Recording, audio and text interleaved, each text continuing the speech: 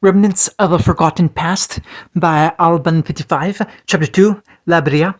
The first thing Naruto noticed was that his lungs were burning with the water he was choking down. The second thing he noticed was that said water was filthy, diseased swamp water, which was strange considering there were no swamps in the hot spring town he and Jiraiya were staying at, and he didn't recall ever being anywhere that would require him to sleep in a bog somewhere. When he opened his eyes, he stung his retina with the grimy, polluted water. He opened and closed them repeatedly when the eye pain got too much to bear, trying to blink it furiously out of his vision. Regardless of his sensory problems, he was able to tank through it and see well enough to make out a few things about his present location.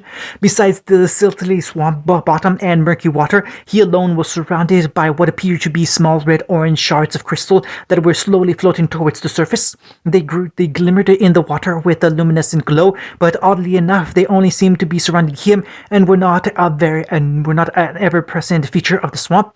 Taking his mind off the shards for now, his mind began screaming for air, thrashing his arms around and kicking up the silt near the bottom. He began to naturally float to the surface. And there was something in the water, something about 10 feet long, brownish green in nature with reptilian features and a big mouth. It darted through the turbine water as if it saw prey, biting into Naruto's pant leg as it reached him. Naruto thrashed, contorting his body and punching what turned out to be an alligator right in the snout. It flopped off his leg like a fish before resuming its chase after Naruto, who was rapidly swimming to the surface.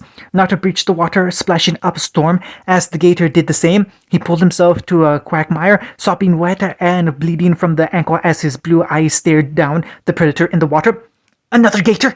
Give me that shovel!" Naruto blinked, suddenly becoming very aware that he had no shovel, and he also had no need for a shovel. He didn't live in a trailer after all, and that outburst had been wholly unnecessary. He reached for his kunai pouch, noting with relief that he had fallen asleep in his normal clothes, and had forgotten to take it off when he went to sleep. Knowing that he could brave the wilds with his weapons, his hand flew away from his pouch and into a seal. Kagebunshi no Jutsu! A puff of smoke displayed some bubbles underneath as he could barely make out one of his clones appearing just underneath the dirty water where the gator was swimming. The clone swam upwards and placed his hands on the gator's underbelly, and with a thrust pushed the confused reptile out of the water. It flipped through the air over to the real Naruto's position, who took the opportunity to wind up a sucker punch to the gator's jaw, sending it flying over some trees on the opposite bank and into some other part of the bog. "Okay, that was a thing. Now where the hell am I?" "Erosen?" Naruto asked, his first instinct to ask for the master who had been training him when he was last awakened.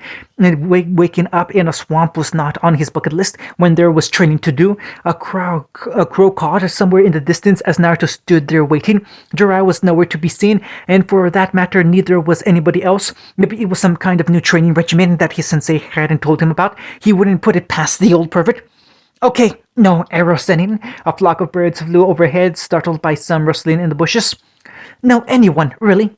Naruto came to himself, squinting his cerulean eyes as he took in the murky water and the stormy gray sky of the swamp environment. They had been in the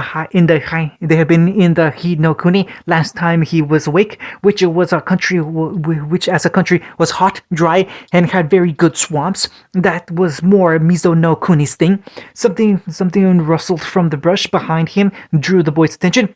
"Erosen?" A hunched figure emerged from the growth, and Naruto blinked when the thing came into view. It was pitch black in color from head to toe except for its white mask and its beady red eyes. White bone spikes jutted out of its neck, forearms and elbows jagged and serrated just like the matching claws on its paws and feet. It looked vaguely wolf-like in appearance, but its gangly appearance and that horrifying mask made sure that it was no everyday wolf. While Naruto was confused and slightly worried, he was in no way afraid. Compared to the QB, this thing was a puppy in both appearance and bloodlust. It sniffed for a little while before locking eyes with him, and Naruto could feel the raw hatred behind those red eyes. Not just hatred for him, but an intense loathing for all of humanity. In that matter, it was different from the QB. The fox's bloodlust was palpable and its hatred for humanity burning, but the Biju was cunning and calculating, with enough knowledge behind those red eyes to fill several libraries. was a mindless monster, running on the only instinct it had. It rushed at him, its large frame not necessarily lending itself to greater speed. With its claws extended, it clearly wanted to bore through him and continue on to the next human. The monster took a few seconds to realize that it was still charging when Arthur had jumped and flipped directly over its head with ease. It turned away and swung its claw with reckless abandon, only for the dull edge of its claws to be blocked by the back of Naruto's fist. The faster boy sprung forth and used his free hand to deliver a devastating uppercut to the beast's chin, cracking its mask and forcing it to dissolve into black dust. "You're not arrow sending?" Naruto tilted his head and hummed. Well, that was weird. Do monsters usually dissolve like that? If you look at that one way, you could say that it looked like a summon being dispelled. Maybe. Not really. The thing's body just disappeared. Naruto said aloud. Talk about anticlimactic. One strong punch to the jaw rendered that monster to dust. Still, if a civilian without active chakra or training would have fought that thing, they would have broken their hand the moment they punched it. It clearly wasn't just some feral animal a civilian village could put down if it wanted to. Naruto could figure out the dynamics of civilian combat later, because at the moment he needed to get used to seeing more of those things.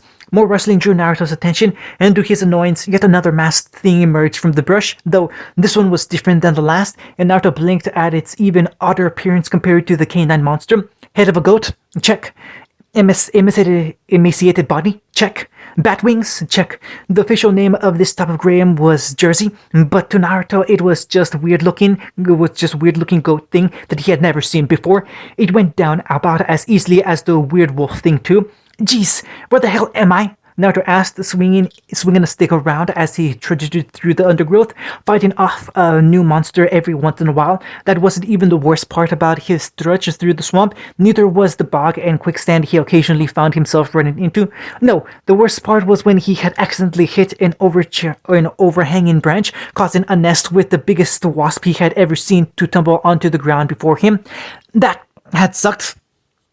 Ow! This place is hell! Naruto grumbled, slouching forward, forgetting about finding arrow setting. He just wanted to get out of here so he could take a salt bath and soothe his stung body. Though maybe his rapid healing would eliminate that concern sooner than he expected. He ignored the annoying sloshing his sandals made on the marshy grounds and the dirt and grime his clothes were caked in. The grumpy 13-year-old cleared a few more bushes and stems out of his way, and when he did, he saw the first signs of civilization in the view outside of the swamp. A plume of smoke was rising over the landscape, its source obscured by the thick underbrush of the swamp and the low tree line beyond the bushes he had cleared. Too bad that when he uncovered this curtain of flora to take a look, half a dozen more of those things were behind it. The 6 of them were huddled around in a circle and tilted their heads and grunted when the human pushed the undergrowth aside. As soon as he glimpsed them, Naruto's mouth spread into a thin line. Okay, seriously, how many of these assholes are going to get in my way? Naruto asked himself, especially since they kept hindering his attempts to find civilization. In this case, they were the direct obstacle between him and it. Whatever the case, these things were attracted to him like he was a giant magnet. Those 6 he uncovered were just the tip of the iceberg, and it was him they were attracted to for whatever reason. Probably that hatred for humanity he felt earlier for them. He had passed a few signs of wildlife on the way here, such as squirrels and even a deer. The masked beast didn't show any interest in animals or anything else in their surroundings for that matter.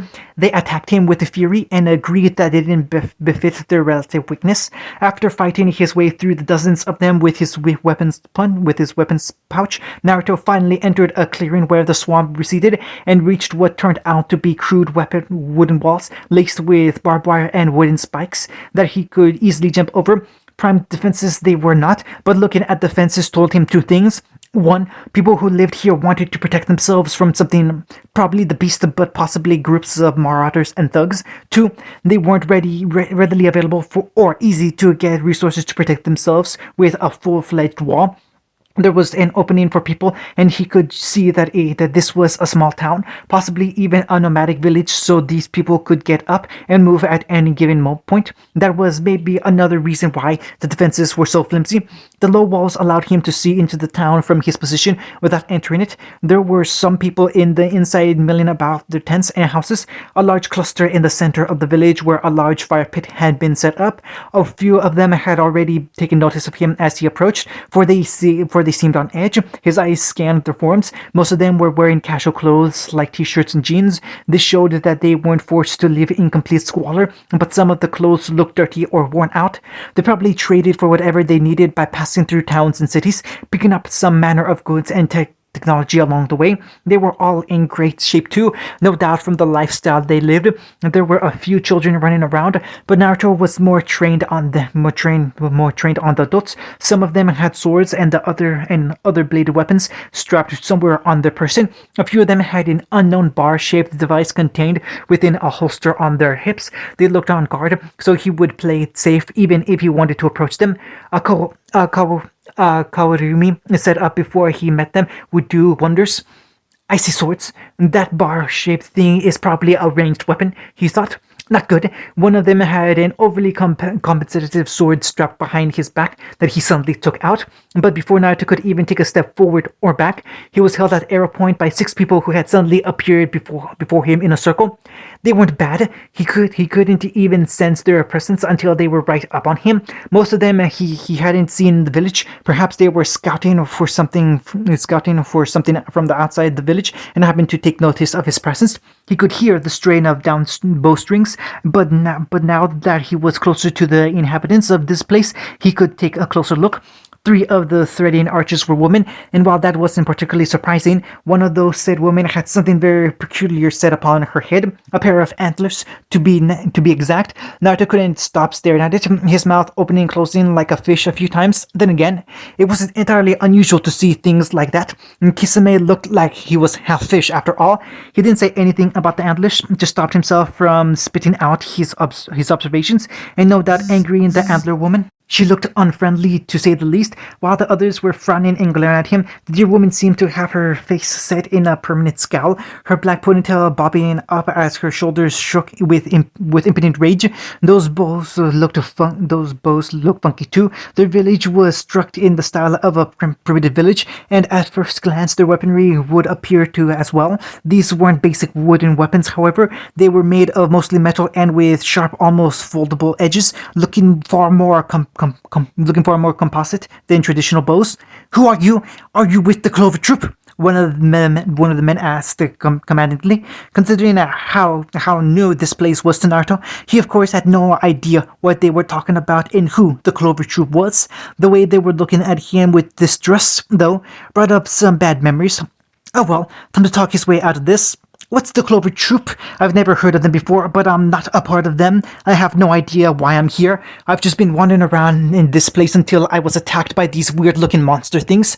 I saw your village and it was the first sign of people I've seen since I got lost. Honest. That was mostly the truth, but these people clearly didn't look like they bought it.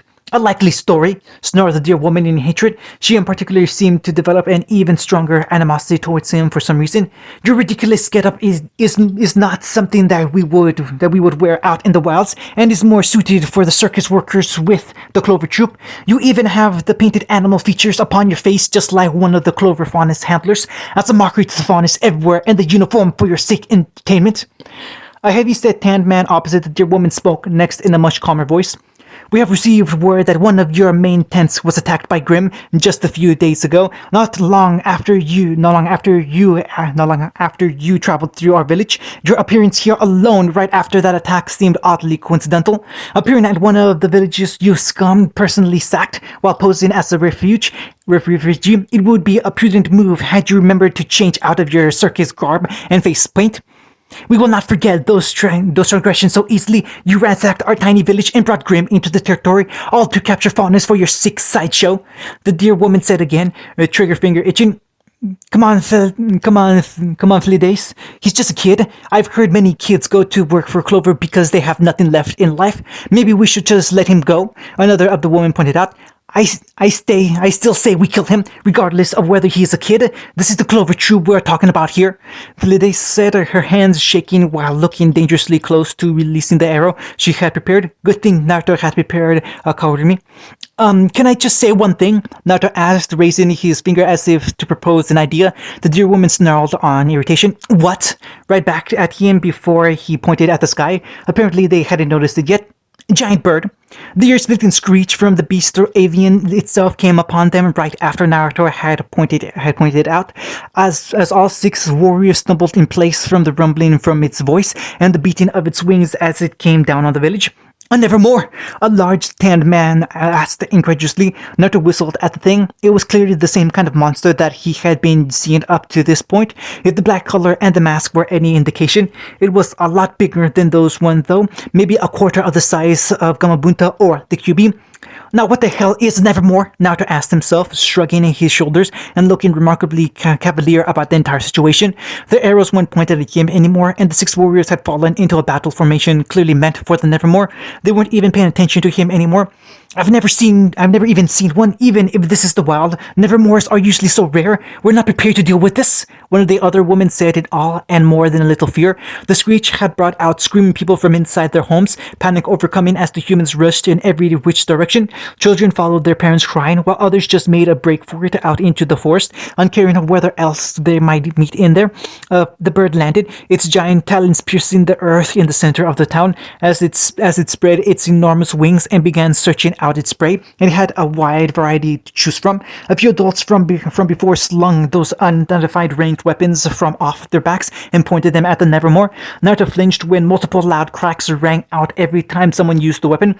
Pellets of multiple different colors and effects were the ammunition that came from within the weapons, some producing fire, ice, or various other effects. They struck the bird, but they didn't seem to do more than make it flinch, like it was being assaulted by a few dozen biting insects. For every time it got agitated enough, it would flap its wing and level a tender peck with its beak.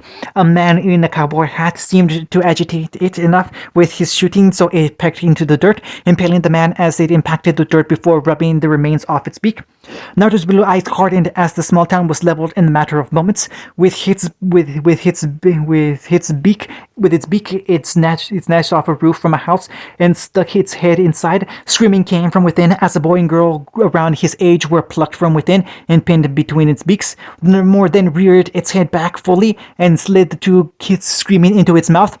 "Oh no, kill Bethany!" He heard one of the warriors shout over the din. They were no longer paying attention to Naruto, instead focusing on the most prominent threat.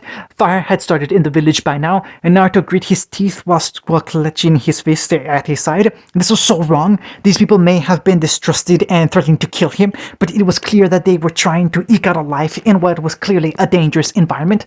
The Nevermore didn't even appear to be acting like a feeding animal. It ate those two kids, but was killing in indiscriminate ways and leaving the corpses behind once it was done. If Naruto had to guess based on its behavior, it was causing as much mayhem as possible by choice. He noticed the dear woman named Flides flashed through the village at speeds that indicated she was different than the civilians that were fleeing. She pulled apart the two ends of her detachable bow, forming twin jet black pistols that launched fire dust and sand dust respectively.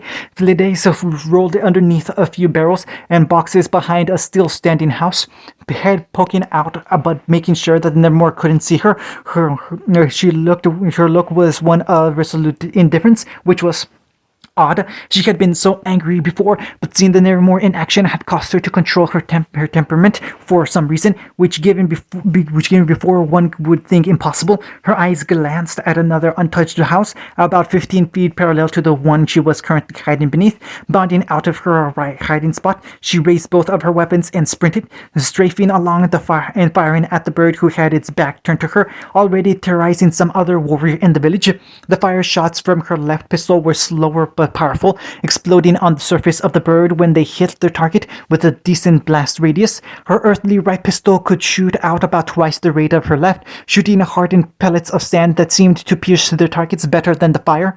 By the time the Nevermore took notice of her, she was hiding behind the other house. She strapped the weapons to her back and climbed up under the windowsill before making some footing on the rusty drain pipe and pulling herself onto the roof of the house.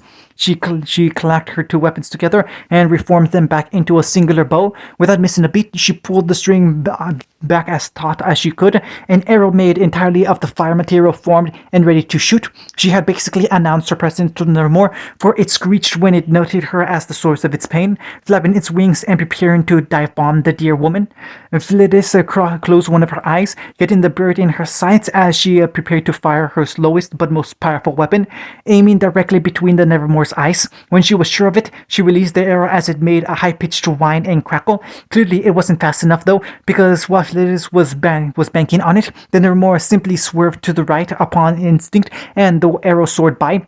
"What?" she howled. "Ah!" she said as the Nevermore's beak impacted the roof as she was presently standing on, turning the shingles into rumble. Transforming her weapon, she lost her footing and fired a few rounds at the Nevermore as it swooped by, even as chunks of rubble pelted. She impacted the ground with a heavy grunt, with some of the rubble falling on her not too long after. Sneering, she pulled her slightly battered body and snuck off back into another alleyway as the bird once again circled the village. Seeing the bird claim those two victims and several warriors fall was what made Naruto spring into action, rushing forward and bounding over the barbed wire into the village proper. He stumbled a bit when the bird locked eyes with him, and only him. He could tell that Nevermore had dropped all that it was doing just so it could set its targets on Naruto once he entered its sights. The colossal bird screeched once more, crushing the roof of a house between its powerful talons before it took off, crushing the rest of the house under its weight as it jumped. It flapped his wings and soared right towards him. Naruto rolled over to the side as the bird swooped past, the sharp talons just grazing his clothes, the soaring bird crashing into the barbed wire fence, knocking it over purely as if by accident, and opening a hole in the village's defenses for more of the weaker monsters. A few of the weapon carriers were ushering the non-combatants to safety. The remaining 30 or so fighters surrounded the bird, firing arrows and pellets while the bird was letting its guard down. More streams of elemental ammo were assaulting the bird, damaging it with somewhat, but failing to administer any type of killing or incapacitating blow. Naruto grunted and glared, realizing that the weapons were necessarily effective, and the warriors were just spamming their ammo aimlessly without even taking into account the bird's weak points. Naruto put his hand into his favorite seal, Kagabunshi no Jutsu. The young, out of place Genin created half a dozen clones which popped into existence in quick succession right along the bird's spine. The Nevermore was already getting back into its flight pattern, but it made another shriek at the sudden weight that was pressing it down. With their place set on the bird's back, two of the Naruto clones each took out kunai and wrapped cloned versions of explosive tags around them. Nodding to each other, they lobbed the projectiles simultaneously at the Nevermore's wings. The seals began to sizzle, and 5 seconds later, two loud booms resounded through the village as the bird shrieked. Charred feathers fell uselessly around as the blast circled the bird's wings, bringing it down for a few seconds more. The beast was durable though, and a wound like that, while painful, was not enough to cripple its wing permanently. After it was downed, it got right back up after struggling mildly under its damaged wings. Naruto groaned in exasperation, though after he was done, he gave a curt nod to the clones who had held fast onto the bird's back even as it rose again. Putting his hands once again into a seal, Naruto created two more clones upon the rooftops of the twin houses parallel to one another that had been untouched in the bird rampage.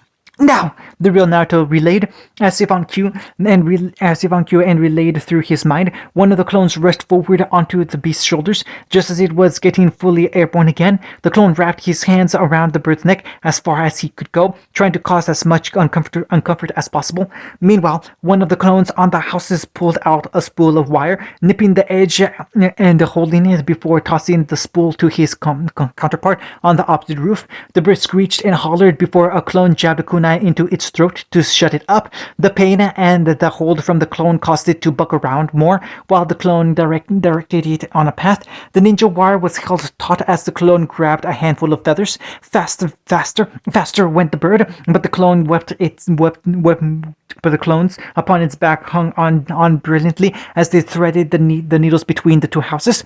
In its panic and confusion, the Nevermore had driven its neck directly through the sharp edges of the ninja wire, its momentum being too great to stop or change course. Once braced, the two Naruto clones pulled tightly, forcing the wire to become tauter as they were assaulted by a plethora of weight as the bird's body crashed into it too, but the load became lighter as the wire severed the head as the body became more and more out of control.